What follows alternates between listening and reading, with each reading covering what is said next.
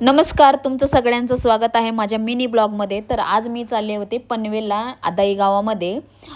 Regular तर मी जाताना ट्रेनने किंवा बसने प्रवास करते, पण मी आज फर्स्ट टाइम स्कूटी घेऊन एवढ्या लांब चालले होते। मला खरं तर हायवेने स्कूटी चालवायची खूप भीती वाटते, खूप साऱ्या गाड्या असतात त्याच्यामुळे। पण आज बोलले चला जाऊया, काय होत नाहीये। तर स्कार्फ वगैरे बांधून घेतला, कारण की खूप धूळ वगैरे आहे, डोळ्यात पण जाते आणि तोंडावरती पण घाण बसते, म्हणून स्कार्फ बांधून घेतला। त्याच्यानंतर सोम येणार होता, तर त्याला पण पाठीमागे बसवलं। पहिली गोष्ट म्हणजे मी हेल्मेट घालून घेतलं।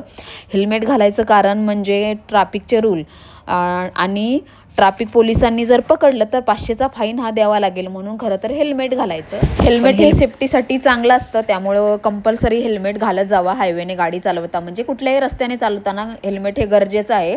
त्याच्यानंतर आम्ही लागलो हायवेला आल्यावरती खूप साऱ्या गाड्या होत्या, तर मी कडेकडेनीच गाडी चालवत होती, खूप भीती वाटत होती। पण फायनली आम्ही निघालो आणि आम्ही फायनली येऊन पोचलो पनवेलमध्ये। हे माझी छोटीशी बहीण, जी मी 1 ते 1.5 महिन्याची असतानाच पाहिली होती। मी तिची मोठी दीदी आहे सगळ्यात आमच्या घरामध्ये, तर तिला मी भेटायला म्हणून पनवेलला आले होते।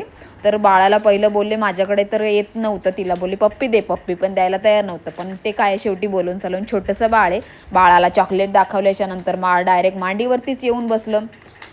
असं होतं आमचं छोटं